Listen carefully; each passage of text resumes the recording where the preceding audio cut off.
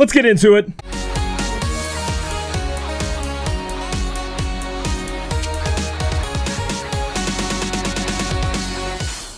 What's going on, YouTube? Claic, Yuzolt back again with another Final Fantasy Brave Exvius video, and today we're going to be covering the January update video from the official FFBE page. I do want to touch on why I've been gone for so long. I got hit with the flu, and I'm talking knock the F down, baby. I didn't know the flu was that bad. But Tamiflu, along with rest and relaxation, I'm almost fully cured now. I have shortness of breath, still coughing a lot.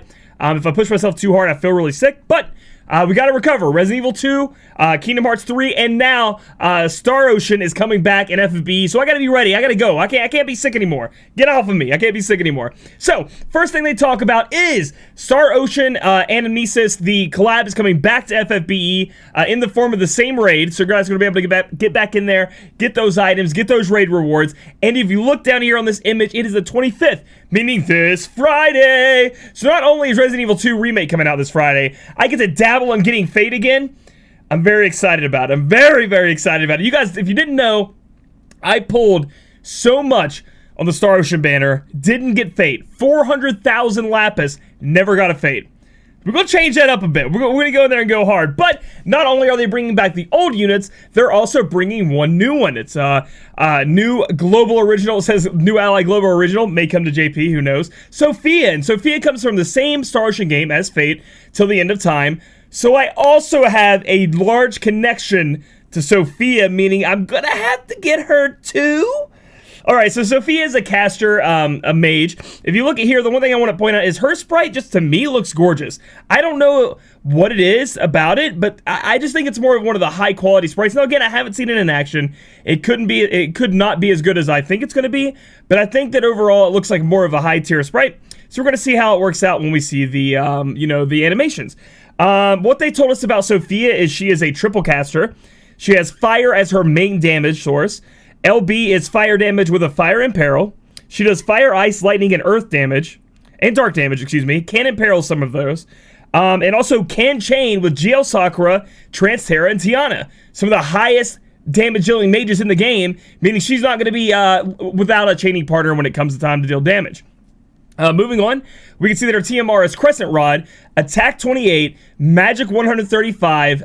So the staff, the rod, itself is okay. It's decent, not the highest stats there, but enables connection symbol with Sophia only. Restore MP every turn and boost of chance and countering, whatever. Boost MP every turn, yes please. So TMR is going to be very, very good on her. You're going to want to put it on her anyway. Yeah. So we're going to have to get one of those up if we do get a Sophia, because we're going to have TMR Moogles from the raid anyway. Next up, we're going to talk about her Super Trust Mastery reward, which is Sophia's Hairpin, which I really like. Magic and Spirit plus 60, it's an accessory. Boosts fire resist by 30%. It enables Symbologist's Bond. It's for Sophia only again. Boosts Magic 50% and MP 20%. So not only is this thing giving you a flat 60 magic, if you have it on Sophia, it's giving you magic 50% too, with a little bit of MP sprinkled on top. This STMR is busted if it's going on Sophia, and it's decent if it's going on anyone else with a high magic flat stat of 60. Very, very, very strong. So overall, again, don't know everything about Sophia. I do believe a lot of the moves were data mined, but we didn't. I don't think we got multipliers with them, so I kind of just brushed it aside. I'm going to wait till maintenance to happen. But Sophia overall is looking very, very powerful. A lot of people are trying to compare her to Ellie, which is the Xenogears super strong mage. Again, we're just speculating at this point. We have no idea until we see the actual in-game data, so we'll wait on that. But now let's talk about Rena, who's going to be coming back to global. Rena and Fayt, essentially, who's coming back to global with their 7-star upgrades. Alright, so the first leader we're going to talk about is Rena. They didn't really give us almost anything on her. Obviously, there were some data mined abilities out there. You guys can find them out. That was during the time when I was sick and like dying. But we do get to look at her Super Trust Master reward, and thank God it's pretty amazing, because I have like 1 million of her. If you guys don't remember, I have like 11. Rena, so I'm going to get 2 of these STMRs. Shortcake. It does look like it's putting the crystal there for a materia, but I'm pretty sure this is going to be an accessory because it has flat stats on it. Spirit 54, Spirit plus 10%, it enables Well Fed. Restore MP and fill LB gauge every turn. On top of that, you are resist to every status element out there. My God, is this an amazing SDMR. I'm so excited. It's so useful. It can go over on all types of units. there's a ton of units that can use this, from different support units, healers, magic AoE cover tanks, even more than that, to be honest, with the MP restore and LB gauge, plus the resistances to everything. Holy moly, is Shortcake going to be a great one. But I do believe they made a mistake, just an error when they were making the little cutout here that we can see. That is supposed to be an accessory. And when they talked about her 7-star, all they gave us from the video, which is all I'm going to talk about, is that she does have a cooldown ability that gives everybody AoE re-raise. Or she does AoE raise, excuse me. It doesn't give everybody AoE re-raise, that'd be weird. So she's going to be similar to where CG Fina was at 7-star. And that is an incredible, incredible ability. Very excited to see how she turns out, considering the fact that I have a million of her. And then, last but not least, my boy Fayt's coming back, baby. Giving me my shot at getting him. God, I don't think I've ever been so nervous, worried, and excited at the same time. Seriously. My pulls have been straight jack shit the past few banners for a while now, so I'm hoping that turns around and we could be okay. So, what they told us about Fayt was, it was kind of weird, the way Alex described it. He says he gets true double hand, true dual wield, but the way he started talking about true dual wield was like something that Global doesn't have. He will be the first one, and then Global will get it at a later date. I'm assuming he means true dual wield, just a normal true dual wield. I don't think Fayt's getting anything different or weird, but I could be wrong on that. We'll have to find out. He has the ability where rare items will be, like rare item chance will be put up. He can chain with AT, it sounds like, so AT chaining. And Shali also made a joke at me about still don't have Fayt, so I thought that was pretty funny. Shali, why would you do that to me? She just messing around, though. All right, and then we look at Fayt's Trust Mastery Reward, which is Fayt's Close, Attack 38, Defense and Spirit 20%, enables Fayt's Close, fill LB gauge every turn, which is so good. There's so many units out there that you want to put LB gauge fill rate on, and boost attack when equipped with a sword. So this may be good for Sora down the road. When we start true dual wield, excuse me, and we're using Sora, this may be very good for him. And also, when the true dual wield meta comes out, there's a lot of times you can slap a sword on somebody. This could be very cool. I'm not saying it's a super go get him, you better hurry up and get this STMR, but I think both the STMRs on Fayt and Rena are going to be amazing for people out there that already have 4 of them. They're going to be good. They're going to be useful. And last but not least, the step-ups. This is the thing I was looking forward to after I heard Fayt was coming back. The step-ups for the banner. It looks like they're going to be 2 of them. And they both look stellar to me. I'm very happy with these step-ups, and I think you guys should be too. You have one that's going to have Fayt and Sophia, which is the one I'm definitely doing all of them. 3 limits going all the way through 3 times. And then you have another one that you can do 3 times that has Sophia and Rena on it. So you can pick which one of the old units you want while also pulling for the new unit. And on top of that, it looks like we have a guaranteed 4-star on step 1, guaranteed 4-star on step 2.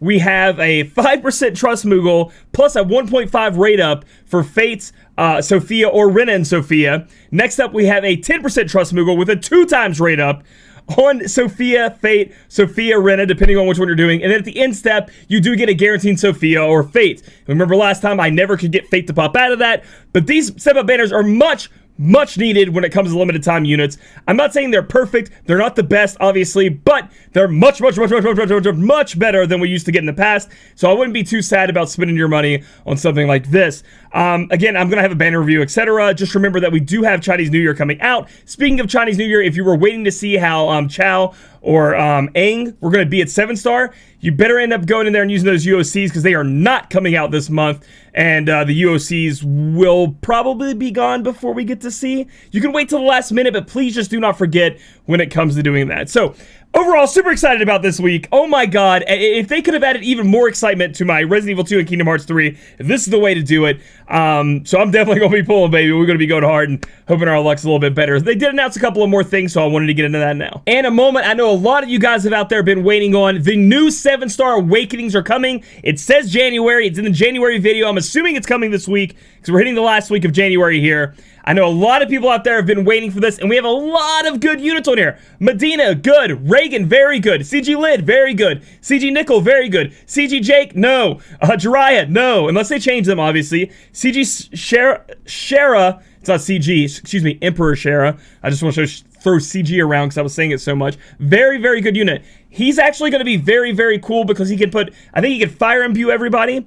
And chain. So he's going to be able to be a chaining partner and actually pretty strong, along with fire imbuing, so you can use those 2-handed weapons that you like to use. We have Leela, doesn't get that much more powerful unless we get a little bit of help. And then we have the two Rydia and Kane. Again, I don't think they get that much powerful. Their STMRs, things like that, could be very important to you. But the ones, again, I'm looking forward to the most: Nickel, Lid, Reagan, CG Shara, why do I keep saying that? Emperor Shara, and Medina. I think they're going to be very good, so look forward to that. Not only that, but they also talked about ability awakenings coming. However, I don't see like a January or anything on this. So since the video came out so late, this could be going into next month. Strictly speaking, because of Chao and Aang being on it, because of the Chinese New Year. But Chao and Aang are on there along with Cloud. We know what Cloud's getting. Elfrida. Still see a lot of people out there using Elfrida in the arena or for some trials, so they could be very interested in those awakenings. We have Yoon, which could be cool. Yoon was a very nice 4-star unit. And also, if we do get the 3 and 4-star base only, only units, dungeons, she could be very, very strong. And then we have a couple of other units that we're not going to look into too much because they're not going to be the best. But I know a lot of people are going to be looking forward to Aang and good boy Chao because, that's what people really love in this game. And then we had, last but not least, a Chamber of Arms mission unlocking this soon, I guess. I don't know if it's this month or soon, because it's at the end of the month. That's the thing. This video came out at the end of the month.